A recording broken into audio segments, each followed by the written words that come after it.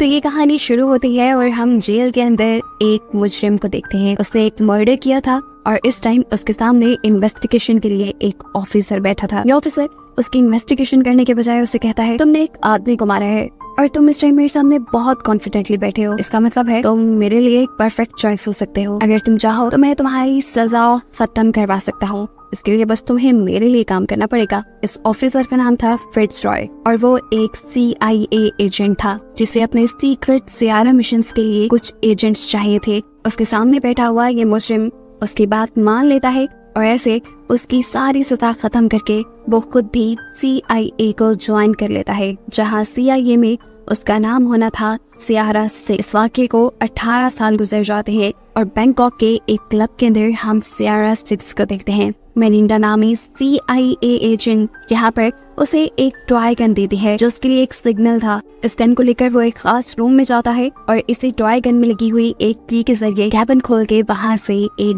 बड़ी गन ले लेता है, जिसके जरिए वो यहाँ अपना मिशन पूरा कर सकता था, एक ऐसे आदमी को मारने का जो CIA की सीक्रेट इंफॉर्मेशन दूसरे लोगों को लीक कर रहा था। सियारा 6 और मेलिंडा को कंट्रोल ऑफिस में कारमाइकल लीड कर रहा था, जो अब सियारा 6 को ऑर्डर देता है उस आदमी को मारने का। लेकिन जब सियारा 6 अपनी गन पॉइंट करता है उस आदमी को मारने के लिए, उसके सामने कोई और आ जाता है। वहाँ पे एक छोटा सा बच्चा भी था। गोली किसी को भी लग सकती थी। ऑर्डर्स के मुताबिक उसे ये मिशन छुपके ही पूरा करना था, लेकिन वो ऑर्डर्स को नहीं मानता और क्लब में सबके सामने चला जाता है। उसके हाथ में बड़ी सी गन और ट्रैंकुलाइजर था, जिससे वो अपने टारगेट के बहुत सारे गार्ड्स को बेहोश कर चुका था। एक एक को बेहोश होता देख यहाँ पर हड़बड़ी हो जाती है और एक फाइट सीक्वेंस शुरू हो जाता है। इस सारी लड़ाई में मिरांडा भी उसका साथ देती है, लेकिन अफसोस कि उनका टारगेट उनके हाथ से निकल जाता है। सियारा 6 सब कुछ छोड़ छाड़ कर उसका पीछा करता है और कुछ ही देर में अब उसका टारगेट उसके सामने भी था, जहाँ वो सियारा 6 से कहता है, मैं जानता हूँ कि तुम सियारा 6 हो, एक CIA के एजेंट। मैं भी CIA का ही एक पुराना एजेंट हूँ, सियारा 4, और इसीलिए मुझे मरवाया जा रहा है। सियारा 6 को उसकी बातों पे यकीन नहीं था। ये लोग यहाँ लड़ने लग जाते हैं और लड़ाई के आखिर में सियारा 6 उसे स्टैब करने में कामयाब भी हो जाता है। मरने से पहले सियारा 4 सियारा 6 को अपना लॉकेट पकड़ा कर जाता है और कहता है, तुम जिसके काम कर रही हो असल में वही गद्दार है और इसमें उनके खिलाफ सबूत भी है। इतनी देर में यहाँ पर मिरांडा भी आ जाती है, जो सियारा 6 से कहती है कि मुझे खबर मिली है इस आदमी के पास हमारे डिपार्टमेंट की कुछ सीक्रेट इन्फॉर्मेशन है, क्या तुम्हें उसके पास ऐसा कुछ मिला? सियारा 6 उसे ना में जवाब देता है। मिरांडा खुद उसकी तलाशी लेती है तो उसे कुछ नहीं मिला था। हेडक्वार्टर में बैठा कारमाइकल इन दोनों से ही सबूत के बारे में सवाल करता है, लेकिन दोनों के ही ना में जवाब देने पे वो समझ गया कि यहाँ जरूर कुछ गड़बड़ है।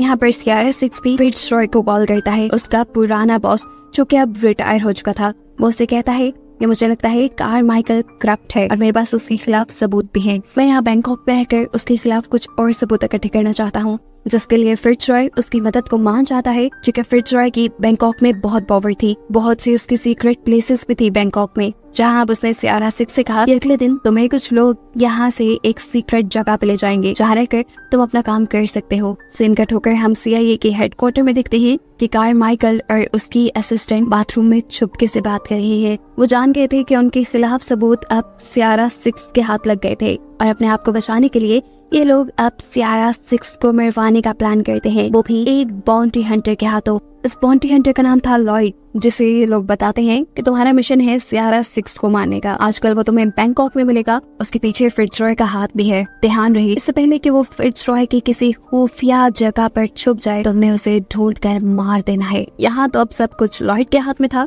उसका मिशन था किसी भी तरह सियारा का पता चला कर उसे मरवा देना, जिसके लिए वो फिट्जरॉय की बेटी को किडनैप करवा लेता है और जाकर फिट्जरॉय से कहता है, तुम्हारी बेटी सही सलामत तुम्हारे पास होगी अगर तुम मुझे सियारा 6 का पता दे दो। तो यहाँ सियारा 6 जो फिट्जरॉय की बताई हुई एक सीक्रेट प्लेस पे पहुंचा था, उसे फिट्जरॉय के लोग एक प्राइवेट जेट में बिठाकर एक खुफिया जगह ले जाने वाले थे। लेकिन जहाज के अंदर ही फिट्जरॉय अपने आदमियों को हुक्म देता है सियारा 6 को मारने का, क्योंकि अब लॉयड ने उसकी बेटी को किडनैप करके उसे ब्लैकमेल जो कर दिया था। ऐसे में प्लेन के अंदर मौजूद चारों लोग जो पहले सियारा 6 को रेस्क्यू कर रहे थे, वही उसके जान के दुश्मन बन जाते हैं और उससे लड़ने लग जाते हैं।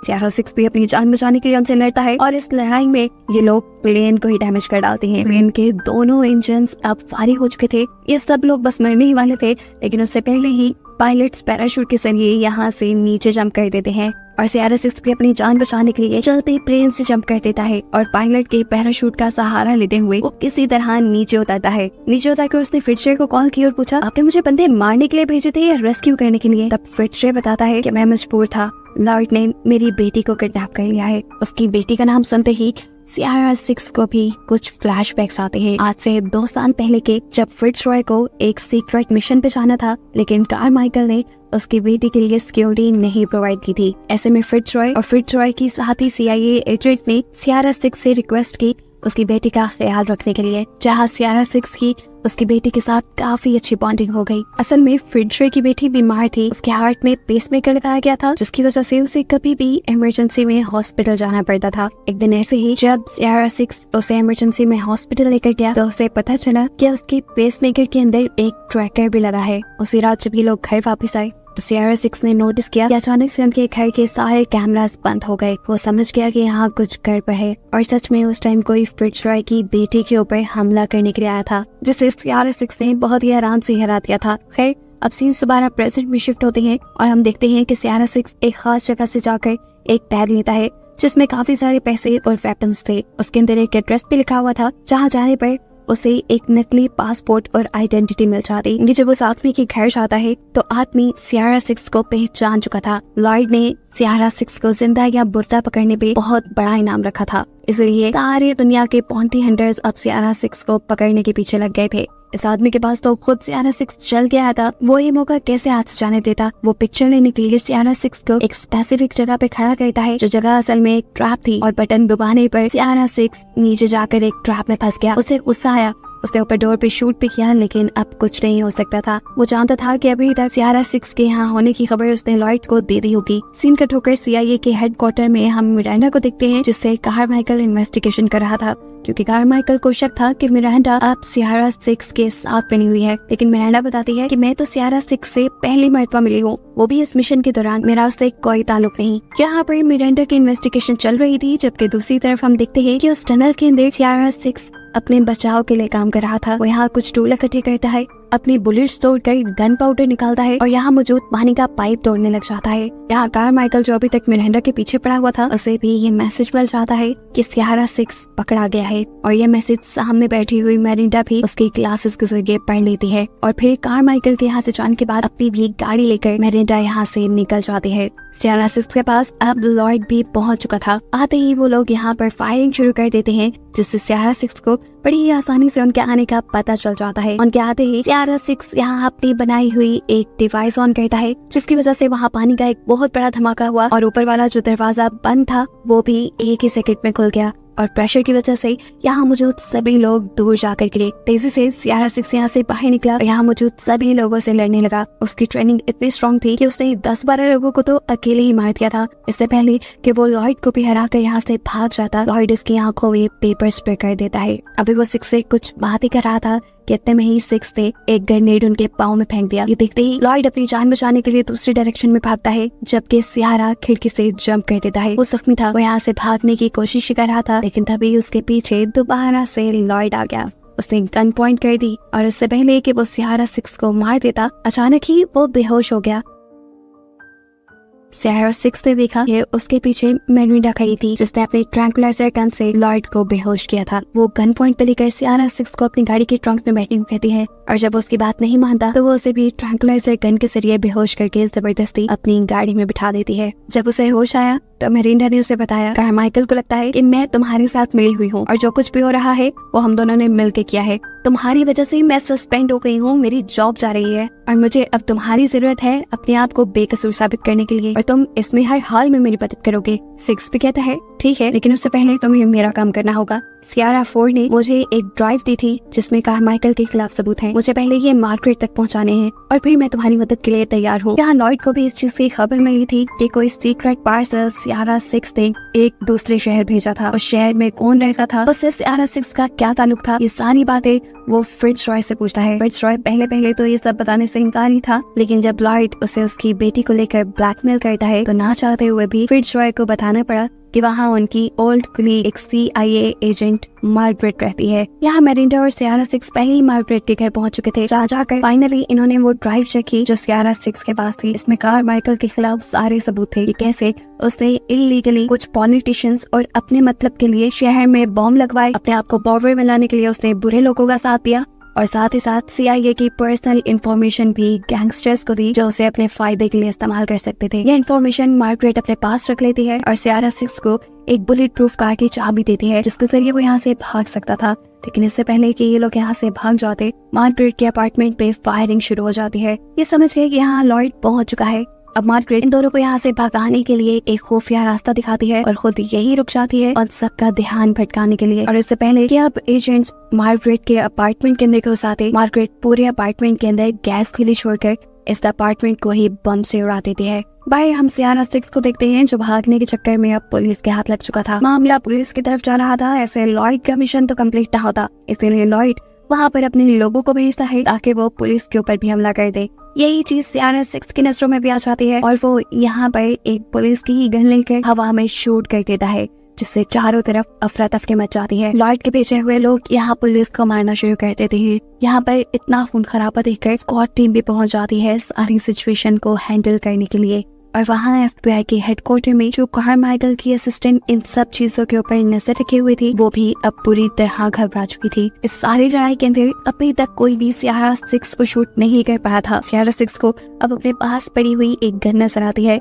जिसे वो पाँव के जरिए अपने पास करते हुए यहाँ एक किलर को शूट करके अपने आप को भी आजाद करवा लेता है और एक एकदम से सबकी आंखों से लाइव सिचुएशन को अजीब बिगड़ता देखते हुए लॉयड सियारा 6 को मारने पर $10 मिलियन एक्स्ट्रा देने का इनाम रख देता है। यानी यहाँ पर इतने सारे जो किलर्स इन लोगों ने हायर किए हैं उनमें से जो भी सियारा 6 को मारेगा उसे $10 मिलियन फौरन दिए जाएंगे और जो पहले इनाम था वो भी दिया जाएगा। ऐसे में सब दोबारा सियारा 6 के पीछे पड़ जाते हैं जो कि अब एक ट्रेन के अंदर जा चुका था। यहाँ से सियारा 6 पहले अपनी गन के जरिए एक आदमी को शूट करता है लेकिन तभी वो देखता है कि उसके पीछे और भी लोग हैं। साथ ही साथ 2 लोगों की कार्स भी उसके पीछे पड़ी हुई थी। एक ही टाइम में सियारा 6 उनके साथ लड़ता भी है और बाहर आने वाली कार्स के ऊपर शूट करके तो कार्स का आपस में एक्सीडेंट भी करवा देता है। इतनी देर में दिखाया जाता है कि मेरिंडा भी सियारा 6 की मदद करने को आ गई थी। अपने आप को बचाने के लिए सियारा 6 अब स्ट्रीट से बाहर भी निकल चुका था, लेकिन इस मर्तबा जो उसके सामने वैन थी पूरी वेपन से भरी हुई थी उसे मारने के लिए। उसी वैन के ऊपर चढ़ गया, लेकिन इससे पहले कि ये वैन उसे ही मार देती मेरिंडा उस वैन को हिट करते हुए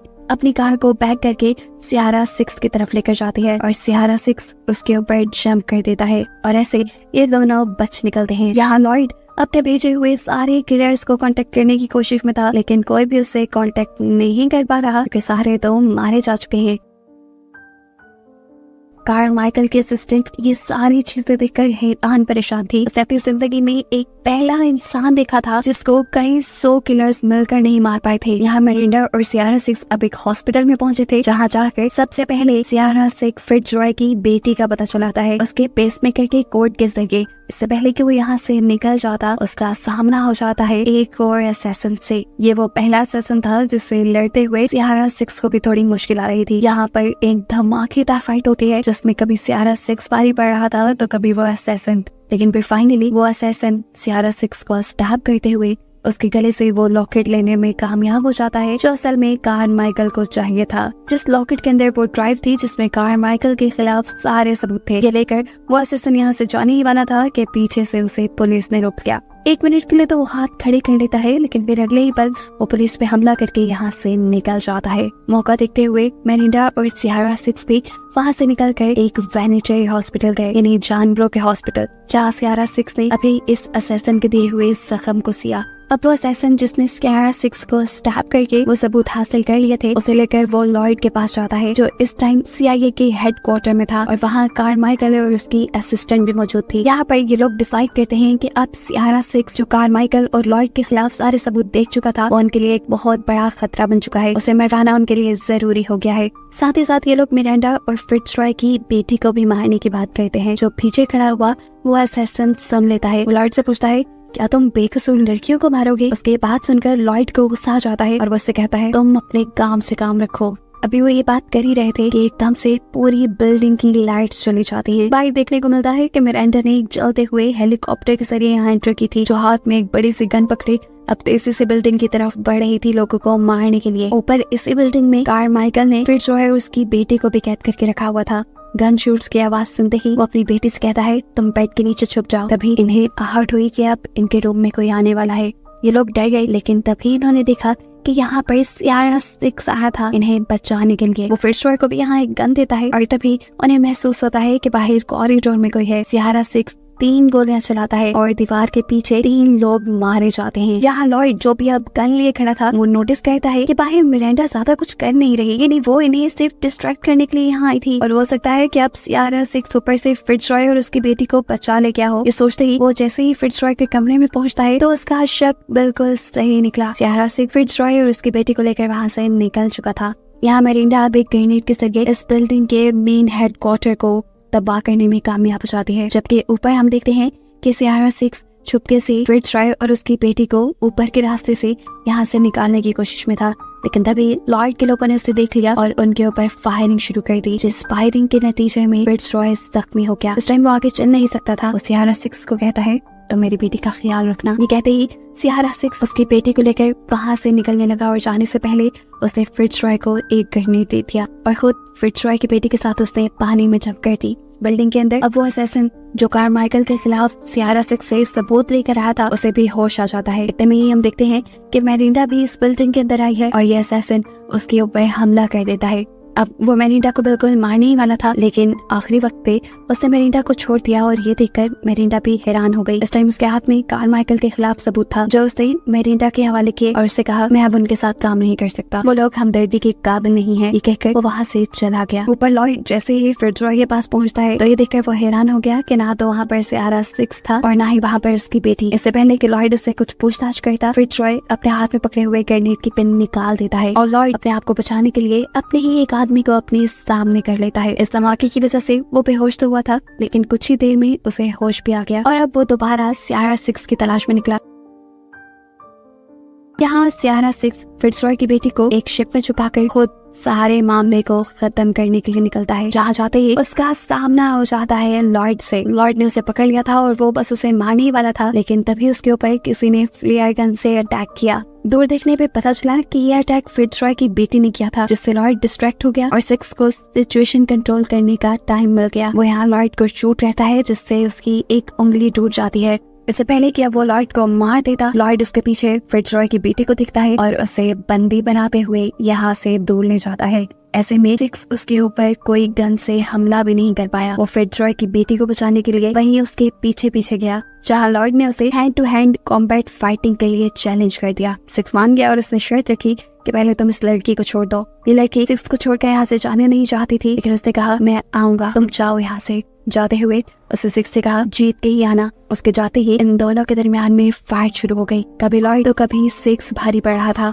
इन लोगों के लड़ते लड़ते सुबह का सूरज भी उगने लगता है। 6 लॉयड के सर को पटक पटक के फाउंटेन के ऊपर मारता है, जिसकी वजह से उसका दर्द से बुरा हाल हो गया था, लेकिन हार उसने अभी भी नहीं मानी और उसने अपनी जेब से चाकू निकाल लिया। टांग पे, कंधे पे कई जगह स्टैब करते हुए वो 6 के पावर को कम करना चाहता था, लेकिन यहाँ 6 एक बड़ी होशियार मूव चलता है और उसी को गर्दन से पकड़ने में कामयाब हो जाता है। इससे पहले कि वो यहाँ पे मर जाता, एक गन शॉट की आवाज आती है और 6 सामने देखता है तो उसके सामने कारमाइकल की असिस्टेंट खड़ी थी, सुजैन, जिसने लॉयड को मार दिया था। वो यहाँ 6 के भी टांग में शूट कर देती है। 6 को समझ नहीं आया था कि सुजैन ने उसकी मदद क्यों की। तब सुजैन उससे कहते हैं यहाँ पे बहुत खून खराबा हो चुका है, यहाँ पुलिस आएगी और इस सारे खून खराबे का इल्जाम किसी को तो लेना पड़ेगा। लॉयड वैसे भी एक अच्छा इंसान नहीं था, एक आदमखोर था, उसे मैंने मार दिया, लेकिन अब मैं चाहती हूँ कि ये सारी सिचुएशन संभालने के लिए तुम जेल चले जाओ।